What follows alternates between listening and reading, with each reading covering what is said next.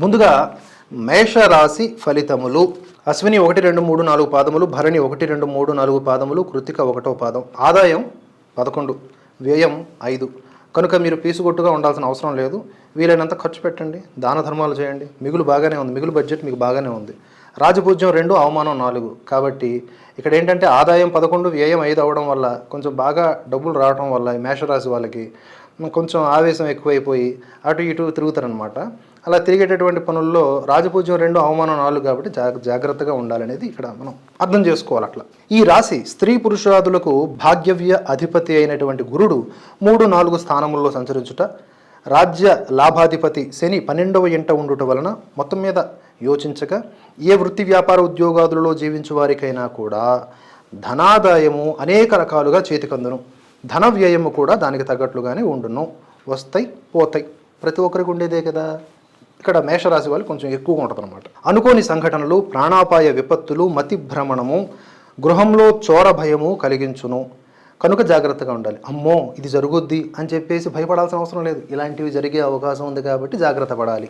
ఈ సంవత్సరం ప్రథమార్థం ఆగస్టు నెలాఖరు వరకు ప్రతి చిన్న విషయాన్ని కూడా జాగ్రత్తగా ఒళ్ళు దగ్గర పెట్టుకుని మసలుకోవాలి.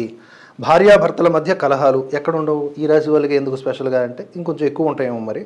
భార్యాభర్తల మధ్య కలహములు, బంధుమిత్ర వైషమ్యాలు, ఆరోగ్య భంగాలు, కోర్టు వ్యవహారాల్లో ఇరుక్కోవడం, పేరు ప్రఖ్యాతలకు ఆటంకం, అపవాదులు, విలువ కోల్పోవడం, సంసార సుఖ రాహిత్యత, శ్రమకు తగిన ఫలితం లేకుండుట, కుటుంబముకు దూరముగా ఉండుట, బంధుమూలక కష్టములు, వ్యవహారక చిక్కులు, సంతానం వల్ల ఇబ్బందులు, మీ మంచి మాటలచే ఇతరులకు ఉపకారం జరుగుతుంది, కష్టాల నుండి తొలగింపబడుట, ఇవన్నీ కూడా మెల్లమెల్లగా జరుగుతాయి. శక్తికి మించిన పనులు చేసినను ఏమీ కలిసి రాక నిరాశ నిస్పృహ కలిగించును. తమ శరీర ఆరోగ్యం పట్ల తగిన శ్రద్ధ యోచన, ఔషధ సేవలు చేయుట మంచిది. వాహన ప్రమాదాలు, ఆకస్మిక ప్రమాదాలు, అగ్ని భయము జాగ్రత్తగా ఉండాలి.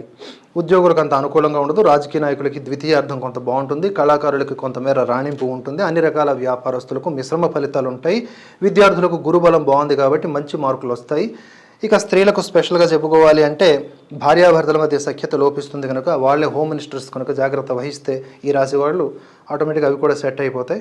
ఎవరికన్నా ఏదన్నా సమస్య ఉంది అనుకుంటే, ఇష్టదైవం ఏదనుకుంటే అది దాన్ని ప్రతిరోజు కూడా ఇంకాస్త ఎక్కువ శ్రద్ధగా, ఉదాహరణకి ఇంట్లోనే పూజ కాకుండా ఏదన్నా ఒక ఆలయాన్ని ఎంచుకొని వారంలో ఒకరోజైనా నిష్ఠగా ఉండి ఉపవాసం ఒక పూట మాత్రమే ఉండి ఆ భగవంతునికి నివేదన చేస్తే ఇత్యాది ఆటంకాల నుంచి బయటపడే అవకాశం ఉంటుంది. లేదా ఇత్యాది ఆటంకాల నుంచి ఎలా బయటపడాలో ఆ భగవంతుని ద్వారా మనకి సమాచారం అందే అవకాశం పుష్కలంగా ఉంది. ఇక్కడ మేషరాశి వాళ్ళందరూ కూడా వర్రీ అయిపోయే అవకాశం ఉంది.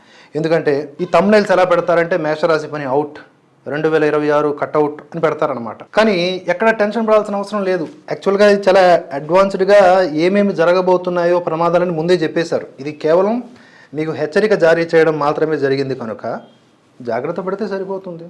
ఎవరికైతే హెచ్చరికలు జారీ చేయబడవో వాడు అజాగ్రత్తగా ఉంటాడు. అజాగ్రత్తగా ఉన్నవాడికి బోలెడన్ని ప్రాబ్లమ్స్ వస్తాయి. కాబట్టి అందరము జాగ్రత్తగా ఉండాలి. మేషరాశి వాళ్ళు ఇంకా ఎక్కువ జాగ్రత్తగా ఉండాలని చెప్తున్నారు. అంతే తప్ప ప్రాబ్లం ఏమి లేదు. మిశ్రమ ఫలితాలు. ఇది మేషరాశి.